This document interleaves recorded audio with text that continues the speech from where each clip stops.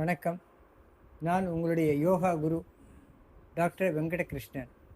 நான் இன்று உங்களுக்கு ஒரு முக்கியமான ஒரு யோகா ஆசனத்தை பற்றி விளக்கிக் கூறப் போகிறேன்.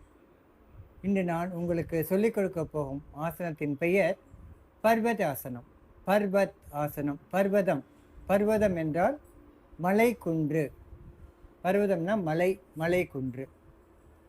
இந்த ஆசனம் பண்ணுவதால் நமக்கு என்ன பயன்கள் அப்படின்னு நான் ஃபஸ்ட்டு உங்களுக்கு சொல்கிறேன்.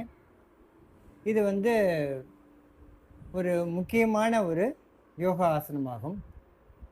மலையை போன்று நம்முடைய முதுகு தண்டுவடத்தை உயர்த்தி நம் கைகளை மேலே குப்பியவாறு வைத்திருக்க வேண்டும். அதனால் இதற்கு பர்வதாசனம் என்ற பெயர் ஏற்பட்டது. இந்த ஆசனம் ஃபஸ்ட்டு நான் எப்படி செய்யணும்னு உங்களுக்கு நான் விளக்கி கூற போகிறேன். ஃபஸ்ட்டு சுகாசனம் உட்காந்துக்கலாம். சுகாசனம் உட்காந்துட்டு இந்த ஆசனம் பண்ணலாம். இல்லை அர்த்த பத்மாசனம் உட்காந்து ஒரு காலம் மேலே போட்டுன்னு பண்ணலாம். என்னால் பத்மாசனம் போட்டுண்டு 2 காலையும் மேலே போட்டுண்டு பண்ண முடியும் அப்படின்னா பத்மாசனம் போட்டுண்டு 2 கைகளையும் மெதுவாக சைடில் எடுத்து வந்துட்டு 2 கைகளையும் காதோடு ஒட்டி வைத்து கொண்டு 2 உள்ளங்கையும் சேர்த்து வைத்துக்கொள்ள வேண்டும். இதை சாதாரண மூச்சில் நாம் இருக்க வேண்டும். 20 எண்ணிக்கை இந்த மூச்சில் இருக்கலாம். பின்பு மெதுவாக கைகளை பக்கவாட்டில் எடுத்து சின்முதிராவில் வச்சுக்கலாம்.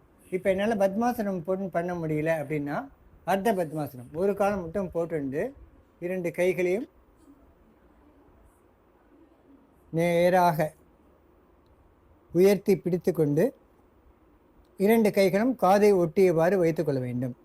கண்களை மூடிய நிலையில் 20 எண்ணிக்கை 1 2 3 4 5 6 7 8 9 10 11 12 13 14 15 16 17 18 19 20 கண்ணை மெதுவாக திறக்கணும். திறந்துட்டு கைகளை மெதுவாக கீழே இறக்கி 2 விரல்களையும் சின்முத்ராவில் வைத்துக்கொள்ள வேண்டும். இதை செய்வதால் ஏற்படக்கூடிய பயன்கள், நம்முடைய முதுகு தண்டுவடம் நேராக நிமிர்த்தி வைத்திருப்பதால் கூன் முதுகு ஏற்படாமல் நம்மளை பாதுகாக்கிறது. அப்புறம் தோள்பட்டை கைகளுக்கு மற்றும் முதுகு தண்டுவடத்தில் உள்ள தசை நன்றாக வலுப்படுத்தப்படுகிறது. நம்முடைய ஸ்ட்ரெஸ்ஸை குறைக்கிறது இந்த யோகா. இதை செய்வதால் நமக்கு ஜீரண மண்டலம் பலப்படுத்தப்படுகிறது. மேலும்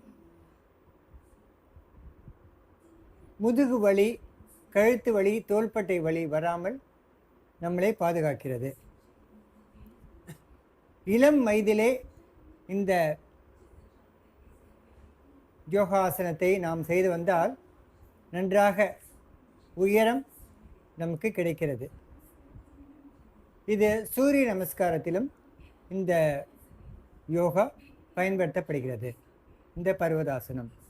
பர்வதம் என்றால் மலை குன்று. நம் உடலை ஒரு மலை குன்று போல் கைகளை உயர்த்தி கைகளை கூப்பியவாறு 2 கைகளையும் காதை ஒட்டி வைத்து கொள்ள வேண்டும். 20 எண்ணிக்கையில் இருக்கணும். 20 எண்ணிக்கை முடிந்தோடனே கையை மெதுவாக எடுத்து வந்துட்டு சாதாரண நிலைக்கு எடுத்துன்னு வரணும். இது நம்மளை தியான நிலைக்கும் பிராணாயாமத்திற்கும் ஒரு முக்கியமான யோகா ஆசனமாகும். இதற்கு பெயர் பர்வத் ஆசனம் என்ற பெயர்.